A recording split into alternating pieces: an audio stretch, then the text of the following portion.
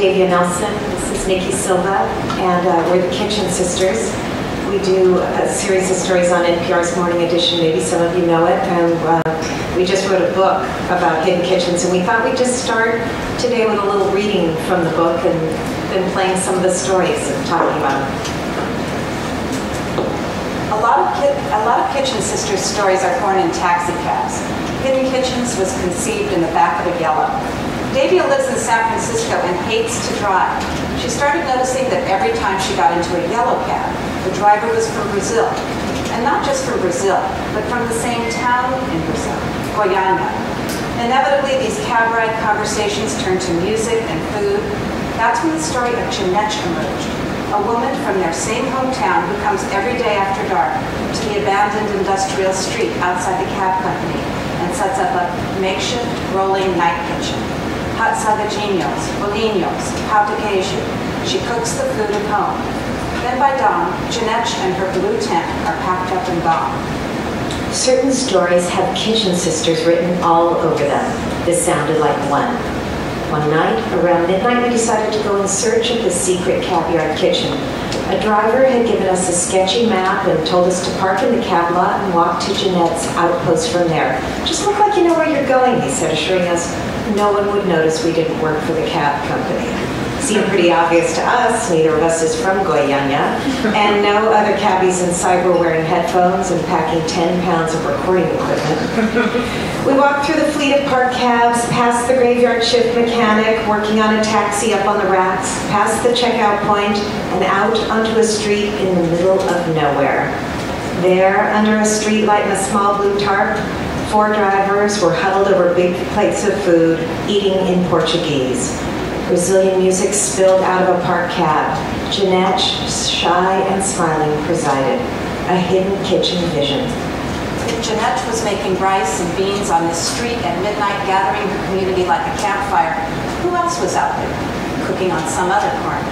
What other tiny kitchen economies, clandestine cooking, and secret kitchen rituals were waiting to be discovered? We began noticing things. A woman surreptitiously selling tamales out of a baby carriage in downtown Santa Cruz. An after-hours restaurant tucked away in a car wash in LA. Vietnamese manicurists gathered for a Christmas Eve feast of pho and fish and spring rolls in a neighborhood nail salon in San Francisco. Once we started looking, we found unexpected, improvised, tiny kitchen cultures in places and at times of day we never thought to look before. Our journey began. Well, once we began that journey, we decided, well, let's open up a phone line on NPR. It's not just going to be us looking for these hidden kitchens. It's going to be people all around the country, and we asked the nation to tell us who were the kitchen pioneers and visionaries in their lives, who was cooking on their street corners, what hidden kitchen we should know about. We thought we'd play a little something that just opened up a huge window for us and led to some hidden kitchens we never would have imagined. We imagined that we had thought, in the planning of this project, that we figured out every possible kind of hidden kitchen that somebody could think of. But this one sort of took us by surprise.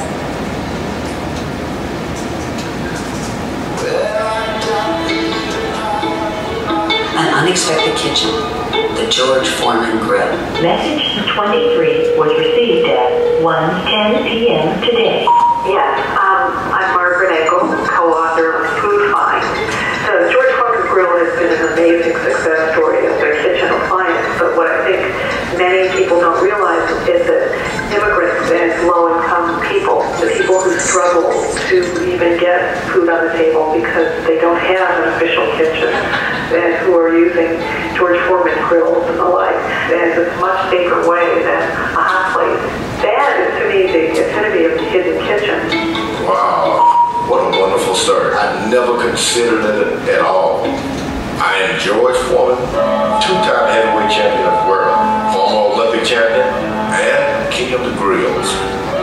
Growing up in Houston, Texas, my whole life was spent trying to get enough to eat. Having 7 kids, my mother did, and there just was never enough food for me. I always dreamed about not a car, not a beautiful home, but enough to eat. Money, Piggly Wiggly, I've got groceries on my, yeah. My name is Jeffrey Newton, Chicago. I'm a great cook, a trait that I had learned from my grandmother, but I just haven't had a kitchen. I'm living in a shelter at this particular time, but I've been homeless all my life.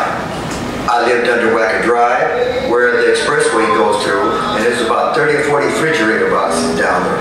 That's going to be your home. I would get a George Foreman grill. That's the grill that I had for a while under Wacker Drive. Me and a fellow by the name of Smokey.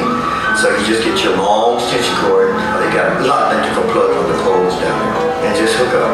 We was making hamburgers and grilled cheese sandwiches, because we used to take an iron and do that too. Press down, you know, the bread and the cheese. My name is Pat Sherman, and I'm the program coordinator of the Walk-In Center here in Clyde, San Francisco. When I was in the single room occupancies, I couldn't cook in my room, but legally I couldn't. I'd get me a big bowl, put me some ice in it, and voila, that became my refrigerator.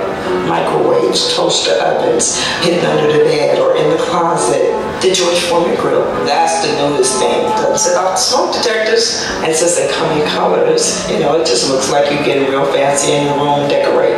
And it looks like you have a nice tabletop to the visible eye, but you know it's your kitchen. It's a special TV offer from the king of the grill, George Foreman. My lean fat-reducing grill machine. I grew up in Houston, Texas, in the Fifth Ward area.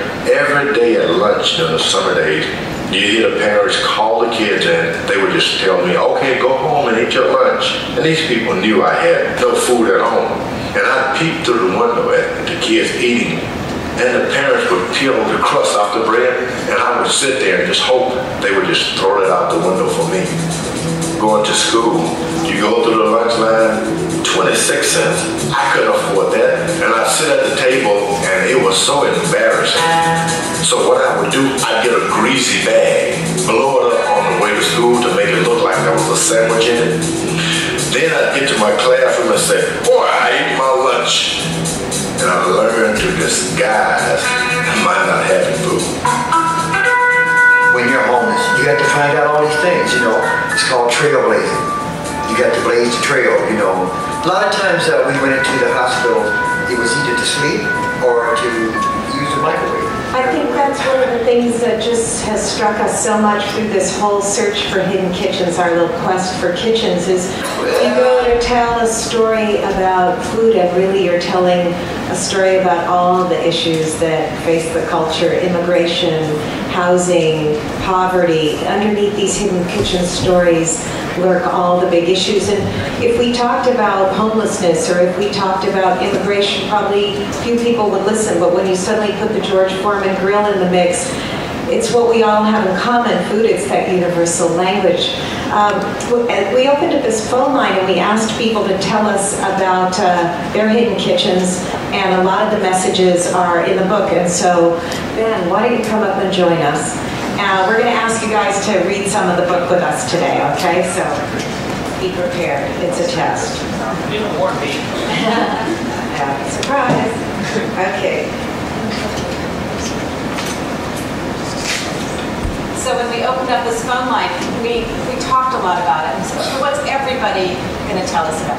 Everybody is going to tell us about their grandma, because it's the first thing you say when you ask somebody about memories and kitchen. And so we sort of said, when we went out on the air, we said, okay guys, try not to tell us stories about your grandma, because we're just going to be flooded with them and it's going to melt down the hotline. And so we really discouraged messages about the grandmother, but of course everybody called in about their grandmother anyway, and we're kind of glad that they did, because we got some really great ones.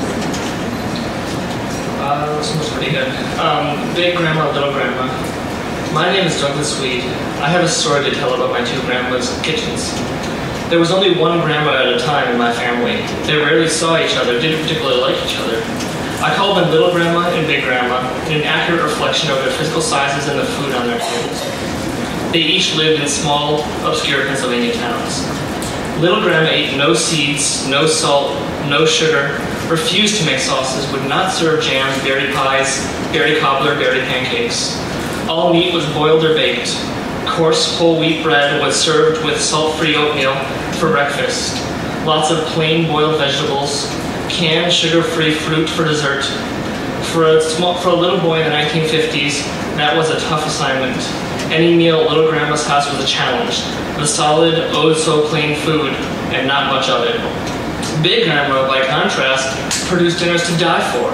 Her table was covered with china serving bowls filled with chicken gravy, gravy-soaked biscuits, another with biscuits, 2 kinds of jam, honey still in the comb, the chicken in its own bowl, the milky coleslaw, a plate of ham, fresh fruit swimming in condensed milk. Big Grandma loved to make decorated 2-layer buttercream frosted cakes. Yellow, white, chocolate. You could have whatever flavor you wanted. She once made 3 different cakes for the same day. She baked pies too, and homemade donuts. Fry cakes, she called them.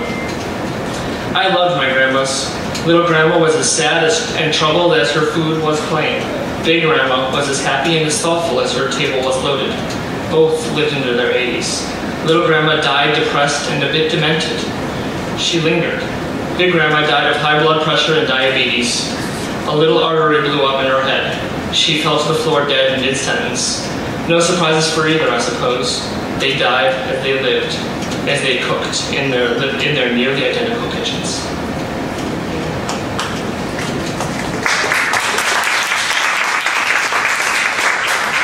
Well, probably a lot of you have been hearing about Willie Nelson recently being in the news, and we are doing, the next project we're doing is called Hidden Kitchens Texas, because this hotline that we had, probably about half of the calls, we got thousands of them, and half of the calls were from Texas. Texas and Louisiana, those people like their food, so we just decided that we had to do a special of all Texas stories, and Willie Nelson is going to narrate them for us. And so we've been kind of following Willie in his tracks, and we heard this great quote from him the other day. It's a good thing I had, he got arrested, right, for some pot. It's a good thing I had a bag of weed instead of spinach. I'd be dead by now. Here's a piece we like to present to you. We call it Deep Fried Fuel.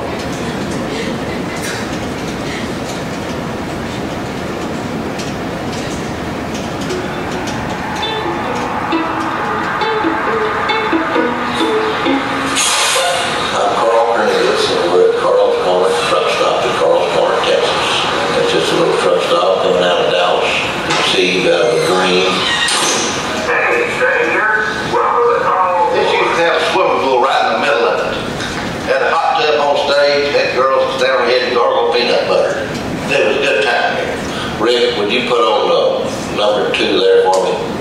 This is a record they wrote about in The Dreamer. I get number 2. They call him a dreamer. Willie Nelson called me one time and said, "What are you doing?" And I said, "Willie, I'm shutting down." He said, "What?" "I'm going to shut the truck stop down." He said, "Well, Carl, just shut it down. Just shut that young thing down." And the next morning he called and said, "Don't shut it down." And he said, "Carl, you want to put one of your lanes in out there? It's biodiesel." I said, "Well, do you believe in the damn stuff, Willie?" He said, "Well, yeah." And I said, "Well, let's do the whole thing, biodiesel."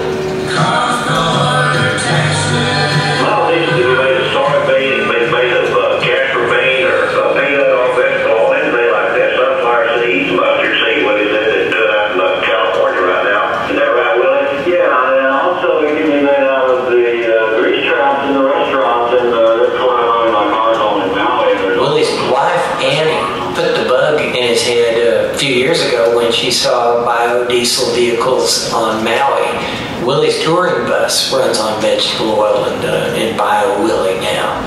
My name is Joe Nick Petoskey. I've been writing about Texans for about 35 years. Biodiesel is fuel that's made out of stuff you can grow and vegetable oil. Kitchen grease. Everybody uses a lot of grease. The whole concept of Rudolph Diesel back in the early days was the one that perfected the diesel engine, and it ran off of peanut oil. And then the big boys come along and oil and everything like that, so it took over where Rudolph left off. Just by touching the end, you think, nasty, taste it. Basically, you run an 18-wheeler on it. We take soybean oil that comes out mainly the Midwest, and then we refine it. I'm Peter Bell, Earth Biofuels Distribution, co-founder of the BioWillie brand in Dallas, Texas. Carl's was really the place where it started. And we were the first place anywhere in the country selling B22 trucks, which is 20% biodiesel, 80% diesel fuel. We might no longer be known as Texas T, but Texas B. I'm riding a truck on a mountain road, top got ready to find low mine. To fill with diesel smoke, hairpin curves, ain't no joke, diesel smoke. My name's Larry Fowler. I'm out of St. Louis, Missouri, and we're at the Carl's Corner Truck Stop. I haul chemicals on the tank, so I haul hazardous material all the time. Biodiesel, burns cleaner, emissions not as much coming out the exhaust. There's a chance to get like our politicians sold us out. Get away from the foreign oil more, not let the foreign oil come to burns. I'm a biodiesel rebel, now that's just what I am. This is our land of freedom, the deadlines are set down. It should be obvious to everyone, we're running out of dinosaur wine. This is Kinky Friedman. I'm a compassionate redneck. I'm 61 years old, which is too young for Medicare and too old for women to care. I have the band, the Texas Jew Boys, and I'm running for governor here in Texas. Willie would be my chief of the new Texas Energy Commission. Of all the 10 or 12 particles that they've isolated that make Houston the #1 polluted city in America, diesel is the worst. My name is Chris Powers. I'm the founder of Houston Biodiesel. I teach a class on how to make biodiesel safely in your own home. You know, the kitchen way. Because you can make it in the blender in your kitchen too. Now, I wouldn't use that blender again for a margarita or anything, but if you have a sacrificial blender, want the recipe? 1 liter of vegetable oil. There's all these folks out there doing what's called home brew. 8 grams of potassium hydroxide. People go collect this oil from restaurants, McDonald's dumpsters, donut places, and they take it home, and they filter it with coffee filters, and they react it with an alcohol, just like we do in a big refinery. There's also the Dr. Pepper method. Let us not forget the Dr. Pepper method. So, you know, you wake up in the morning, we listen to our phone line, we have no idea who's going to call and what direction they're going to send us.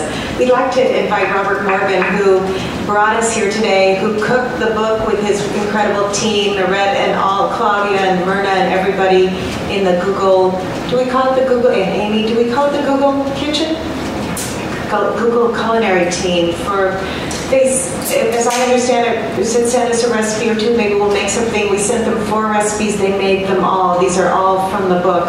And we'd like to hear, first of all, we'd like to thank you so much. And perhaps you'll read from the book with us.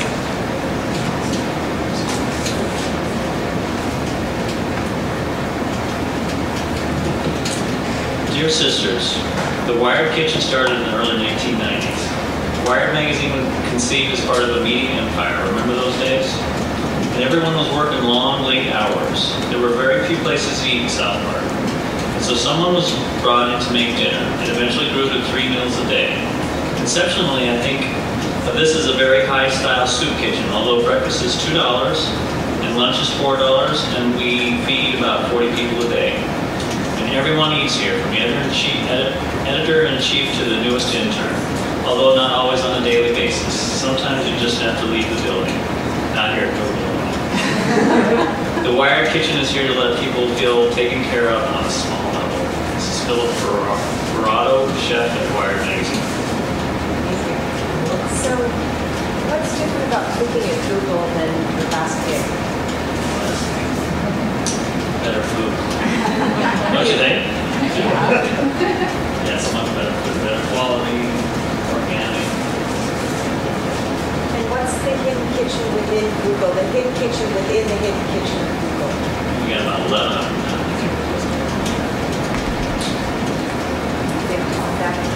Yes, you do. You're great. So, Robert, what's on the table? We got your moon cookies. We got the scripture cake. We have the fudge, and we have the banana bread. All out of pickles. And plus, we got the Friedlings, which you guys have got to try. That's delicious. Take a little package home and leave it here too. Awesome. The scripture cake came to us from one of our colleagues at NPR, Renee Brodner, and she says that each ingredient in the recipe corresponds to a passage in the Bible. For instance, spices refers to 1 Kings 10:10. Never again came such an abundance of spices as these which the Queen of Sheba gave to King Solomon. So thank you for taking the scripture pick. Well, we thought we'd get a little closer to home with this next story. It's called The Forager, Hunting and Gathering with Angelo Garo. And he lives in San Francisco, so let's go harvest the wild with him for a minute. Don't make noise, Bob. Don't make noise. Otherwise, the other hunters will get trapped. Sometimes it's the kitchen that's it. Sometimes it's the food itself. Angelo Garo is an artisan blacksmith, a forger, and a forager. And follow Angelo as he follows the seasons, harvesting the wild. Yeah, look in the wild area of the trees where there's dead stumps. They're just hiding. Pine needle carpets here. You have to be focused. We are looking for the porcini mushroom. And where there's a bubble, there's a mushroom. Could be porcini, could be a poison one, so you have to be careful. My name is Angelo Garo. I was born in Sicily, and now I live in San Francisco. In Sicily, I could tell by the smell what time of the year was. Orange season oranges, persimmons, olives, and olive oil. Look, Bob. That's a porcini mushroom. Look at it. Isn't that beautiful? Smell. If we find 10 like this, tonight we can cook it and make crostini mushroom. My place is, how can I describe my place? This used to be a blacksmith shop in the 1890s where all the gold digger and cowboy used to bring the horses. I do architectural wrought iron and forging elements for a balcony. Listen to this one. It's like a soprano, you know. Hey, Davia! My friend Davia. She just went dove hunting, and tonight I'm cooking wild dove and polenta. Angelo goes with the season. If he has hunted a boar, there will be sausage making, and there will be prosciutto making. In the middle of November, turkey hunting. As you come on a day like today, you don't know what you're going to see, you don't know what you're going to smell, what you're going to eat. He's either working metal or cooking something. They put a small little kitchen adjacent to the forge. While the metal is warming up there, before I beat it up, I just come and start a recipe or something. I can make a Sicilian poached egg. The forge is like the old country. It's like a piece of Italy or old Europe, which is frozen in time in the middle of San Francisco. It's a very mysterious place. It's an ironsmith forge. There's just about everything from crab nets to bow and arrows, pictures of friends, old machinery, tools. And there's a fig tree in the middle of it with fruit on it. I have the passion of foraging, passion of hunting, opera, my work. I have the passion of cooking, pickling, curing, salami, sausage, making wine in the fall. This is my life. I do this with my friends. It's to my heart. I've seen the most eclectic group of people coming through the forge for dinners and lunches. Angelo is the center of gravity for people from just about every class, every job. It's a pleasure. I don't think I would drive within 5 miles of here without stopping by.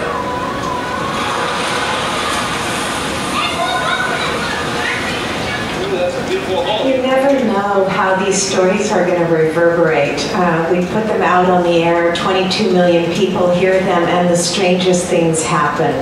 After George Foreman's story aired and Jeffrey Newton, the homeless man who cooked on the George Foreman grills, people from all over America started telling us their George Foreman grill stories and their stories of hunger and homelessness, and we got involved with all these organizations. After Angelo's piece aired, he received so many proposals from women all around the country wanting to marry him. So we love that the stories can have that effect of activating people or just bringing out the romantic in them.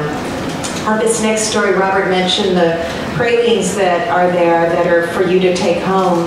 And this is one of the messages that came into the Hidden Kitchens hotline before Katrina. And we didn't have a chance to, there were thousands of them, we didn't have a chance to do them all. Anyway, after Katrina, well, you'll hear this and you'll see why. We followed up and we met Robert King Wilkerson, and that's led to his story and to these freelings being here today. Message 24 was received at 7 a.m. today. My name is Arissa Aaron. I live in New Orleans. I have a friend who created the most amazing kitchen. His name is Robert King Wilkerson. He was in prison at Angola State Penitentiary for 31 years. 29 of those years he was in solitary confinement. He was a Black Panther, started a chapter of the Black Panther Party with two of his friends. They've sort of become a cause celeb, known as the Angola Three. Somehow, in solitary confinement, he managed to create a kitchen, and he made pralines, which we love here in New Orleans. He's out now. They decided they had made a mistake for locking him up for so long. He had a new trial, and he sells his candies. It's called Freelings, and they are really, really good. I was fascinated with sugar. I used to watch Mama make candy with pecans and sugar and water. But it wasn't until some years later, when I first went to prison, I was cooking in the kitchen. This guy was in the bakery. He could bake all kind of pastries, make all kind of candy. I was fascinated with the candy. What I saw before my eyes was like a science being revealed. My name is Robert King Wilkerson. We used to get milk practically every day, butter and sugar. They would put it on the tray whether you drank coffee or not. So I used to get the guys to save the sugar. Sometimes I was fortunate enough to get pecans. They got a lot of pecan trees around Angola, and they had some officers. Once they tasted candy, making sure I had pecans, we would bribe the orderly. Sometimes you get a fruit cane, peach cane, but most of the time it was coke canes. They were easy to get. Just peel the top, and then peel another cane, triple it up, maybe 18 inches long, and have toilet paper, roll it up, and turn it into like a bun. I was definitely here. They would come in, conduct a shakedown, and get the pot, get the cane and everything else, then right there. I kind of enjoyed the thrill of going outside the box a little bit, make a cane, and then giving it away, you know. Especially guys on death row, because I just wanted them to have something that they hadn't had in a long time. Good afternoon, this is P90.7 FM on your radio dial, and we broadcast daily from the Louisiana State Penitentiary at Angola. I'd like to take this opportunity to wish all of the brothers up on death row a very beautiful day. I tell you what. King was released in 2001. On the very first day he's released, he's making candy. He was sitting there just stirring real slowly. Sugar candy. Freelings is what he calls them. I call them freelings. I mean, I wanted them to rhyme with pralines. When I first got out, I went to French quarters and I went through every candy shop, and I thought I could do better. Having what I say, I guess, perfected a candy while I was in prison. He uses it for a fundraiser. When he goes to events, political organizing events, a lot of times he'll bring some candy. And so that's kind of been the way that he's made some pocket change. It's been really important to him because after 30 years in solitary confinement, it's not that easy to just go out and get a regular job. My name is Ann Harkness. I'm an activist and have been King's pecan supplier pretty much since he got out of prison. Everywhere he goes, he'll just bust out in some candy making. My name is Malik Brahim, co-founder of Common Ground Relief and president of New Orleans and the Community of Allergies. King and I was raised together. His backyard was adjacent to my backyard. Freelings is something that he's doing to subsidize his income. That's the only option that really he had, is by making candy. On his wrapper is not just no logo of King. It's Free the Angola 3, about his 2 comrades that is still incarcerated. He always looked at that injustice. His kitchen will reflect this. Submerged in water 10 to 12 feet dirtiest toxic soup you can imagine. Reporting in New Orleans. It was a few days before Katrina. I had made a batch of candy. That was the last time. I could have went to the Superdome, but there was no place to keep a dog. Can you?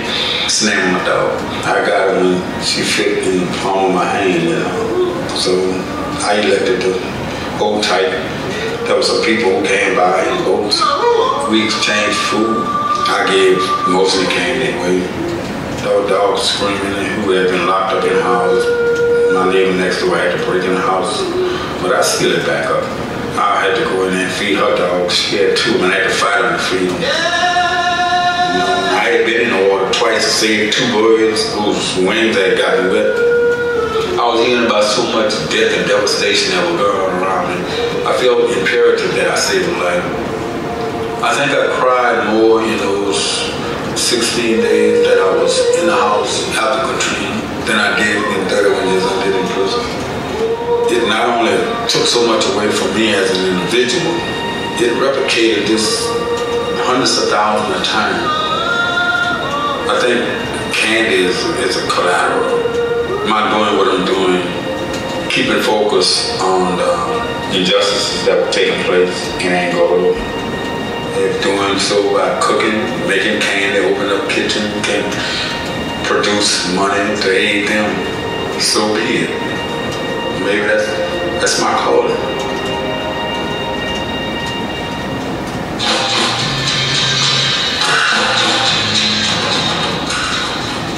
Well, candy is the collateral, and we thought we'd just, I don't know, sort of like the wafer. We'd pass some open freelings around for everybody. King busted out in some candy making for Google, and Robert bought these out of his budget for everyone to take and spread. So here they are. And talk about reverberations. So many people heard King's story. The way he has been supporting himself since coming out of prison is making candy. He said, I'm going to be a candy man. And since that piece aired, I think there's about $5,000 or $6,000 worth of candy orders have come in from listeners nationwide. Alonzo King, one of the great choreographers in the Bay Area, is making a ballet based on King's story. So people are perhaps interested in King's story as a film. You know, just the power of a kitchen story, the power of someone just changing their world with just the slightest gesture of combining pecans and sugar and milk, and I think that's something we keep noticing about all these stories.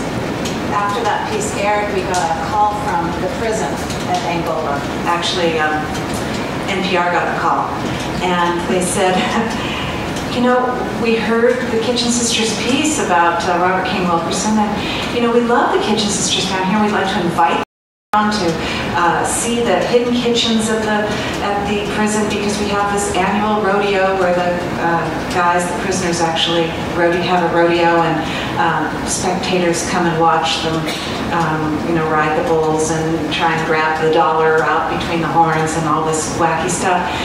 She said, I would also like the Kitchen Sisters to see that there's no possible way that this guy could have made this candy inside the cell. I mean, there's absolutely no way. And so we got off the phone with NPR, and Davia called Robert up and said, Robert, the prison doesn't think you could have done that, and says there's no way. And he just, you know, you heard his voice, he just kind of chuckled, and he said, well, I guess that's why they call it the hidden kitchen. Wait, do you guys have time for one more story? Yeah, a little. We just thought we'd come back to Texas to take us on out, and this speaks for itself. What can we say? Also, if there's any... My name is David Close, a barbecue pit manufacturer here in Houston, Texas. This is what we call Bling Bling. It's a standard mobile pit, feeds about probably 600 people, 20-foot trailer, 7-foot wide. It's got 24-karat gold bags and handles. It has front of my dip electroplated with gold. It has a 2x4-foot sliding steak grill on the nose, and a fish frying burner for doing, you know, deep frying turkeys and peanut oil, boiling corn, frying catfish and all. injection, 160,000 BTU for Lazy Man cooking. On top of the firebox is a 1-inch solid granite Lazy Susan, hold pots of coffee at the perfect temperature for keeping them warm. In case you go around back, we've got an infrared grill that cooks at 2,000 degrees for Nuke and Cowboy steak. Behind that you have gold sinks, 24-inch 3 LMB satellite dish. It's got a DVR recorder, ultra-100 motion picture, DVD players, satellite radio, satellite TV. This is solar power as well as electric power, so I can run the lights, the TV, radio, and all that off of the solar power. The lighting on the trailer will flash to the music. And we can even rig it where Jack Daniels and Coke comes out of the faucets. You don't have to do anything. You don't have to plan anything. You don't even have to have food. All I have to do is pull that pit up on a cul-de-sac and get out the lighting. And people will start showing up with food, hay bales. People will party at the drop of a hat. The paint job on the trailer is a Ferrari metal flake burgundy. Should last about 100 years. I could have had a Maserati or this barbecue pit. Now, what Texan would have picked the Maserati? None of it. This is forever. This is always going to be here. Maybe they'll find it hundreds of years from now and wonder what the hell this was, you know? I won't stop until I make everything in the world into a barbecue pit. I want one on the moon. I've talked to the administrator at NASA, you know, ceramic fiber finish, platinum coils inside with solar panels, probably an oxygen-fixed environment inside. When people land, I want them to see the world's first close interplanetary grill. That sings. I'll give them the rest of the money I make the rest of my life if they put one on the moon for me. That, I mean, that's a scratch on the planet that you were here.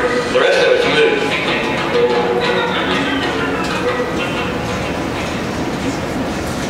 Battle of Texans.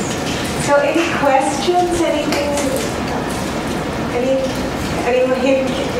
So what's your story? How did you guys meet? Just like this. Well, we were both in Santa Cruz. This was back in the late 70s.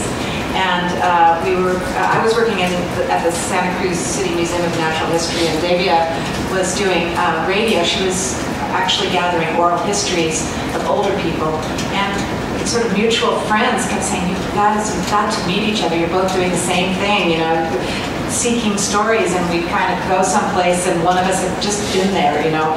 So Davia showed up at the museum one day, and we just sort of sat out on the porch and watched. I don't know if you guys have been to the museum there, but it has that beautiful view of the ocean. We just sat there and talked for hours, and it was kind of the beginning of our collaboration. And then we did a live radio show on KUSP for several years, and a friend of ours, sent one of our pieces off to NPR. That was about 79 or 80, and that began our relationship with NPR. And then, in the meantime, we've done other things. I continue to work in museums. Davia has done a lot of film work, casting, and wrote a film and produced it. And then we've come back to radio, and that's what we're doing now pretty much all the time. People think that we've been doing cooking kind of things because we call ourselves the Kitchen Sisters, but we took our name from two stonemasons in Santa Cruz, Kenneth and Robert Kitchen, who they built by the light of the moon. They made yogi temples and goat milk bars along with chimneys and porches and all the stonework that you see in that town. And we just love their name. We're about to interview somebody on our Live Weekly show who'd written a book about Santa Cruz architecture, and we kept looking for juicy stories. And Nikki lives on a commune. They had just bought the commune, and they had this funky stove, and we were trying to cook a salmon dinner, and it was just falling apart. And as we were preparing for the radio stories, and we just started calling ourselves the Kitchen Sisters as we were reading about the Kitchen Brothers and wrecking the salmon dinner. And then when we got on air, we said, well, tell us about the Kitchen Brothers, not to be confused with the Kitchen Sisters who are here with you today. And while this author was on, and someone then made bumper stickers that said, "Free the Kitchen Sisters." And the name stuck. It feels like what we hope the radio stories feel like, you know, that kitchen, the room in the house that smells the best, where parties begin and end, where the memories are. So that's our roots.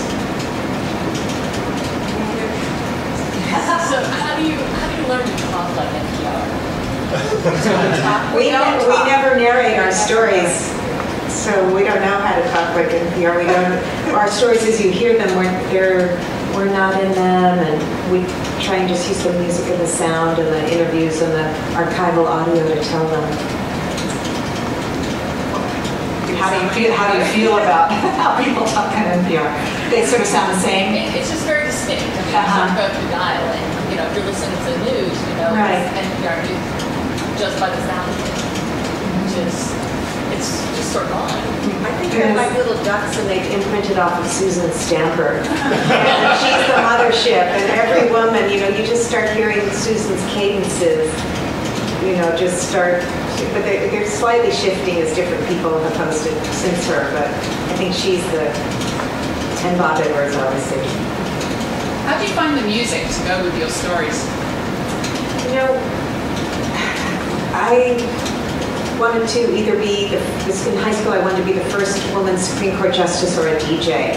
And I just have always been obsessed with music just since little, and collected, and we did a series together. Laura Folger also, who's there taking photographs. We've all been working together since we started in the 70s, and then we started these big collaborations, Lost and Found Sound, Sonic Memorial Project, now Hidden Kitchens, called Lost and Found Sound, and it was about people possessed by sound and unusual audio artifacts and music that just changed the world. And so we've just been collecting and collecting. A ton of archivists have joined into our group, and I live near Amoeba Records, and our friend Chris Stropwitz, who has our Hooli Records, gives to us. And do you have music we can use? I mean, that's how we get it. People hear our stories and send it, and I collect, and Nikki loves music. We all do. I love this story. Davia went down to Amoeba Records, which I know everybody gets everything offline these days, but there's nothing like somebody who really knows what they're doing, and Dave knows all the guys down there, and went in and sort of described this piece that we were doing, that we were working on. It was about Texas ice houses, and she said, we need something, it's kind of something. They're hauling the big ice down from the eastern seaboard on these barges, and we need something to go behind this scholar who's talking about this. And the guy says, I've got the piece of music. I've got it. And she said, well, do you have like a couple of pieces of music so we can have a choice? And he says, no, I've got the piece of music. And we used it because we played that Ice House piece, and then Lawrence Ferlinghetti, of all people, called in after the piece aired, and we put that music. You can hear Joe Goldmark, who owns Amoeba, is the one who gave us this beautiful piece by Leanne McCall, Smooth Sailing.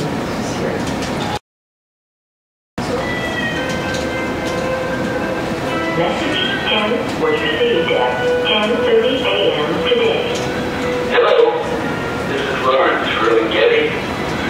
Your story on ice houses really dug up a part of history I had practically forgotten, and it reminded me that when I was 14 I had a job, the summer camp in the Adirondacks, upstate New York, on Big Wolf Lake, where my job consisted of, besides chopping firewood, going into the ice house and digging out from the sawdust. It was packed in these huge blocks of ice, maybe 3 feet long and 2 feet deep, and maybe 2 feet wide, and getting them loose with an ice pick and an axe, and getting them onto a wheelbarrow and tunneling them into big kitchen ice houses.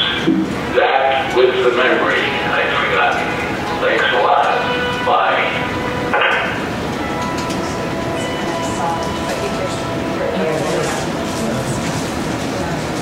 Sheriff Michael Hennessy, a prison. We have a saying around the Kitchen Sisters, we've always relied on the kindness of archivists. I mean, it's just, once you start asking people for kitchen stories or for recordings, people want to work together. People want to collaborate. People want to create something positive and imaginative, and that's what we keep learning through our work. I mean, isn't that the point? It's like all this effort towards war and divisions in the culture, and really, our microphone keeps picking up another story. We say it's sort of like a stethoscope.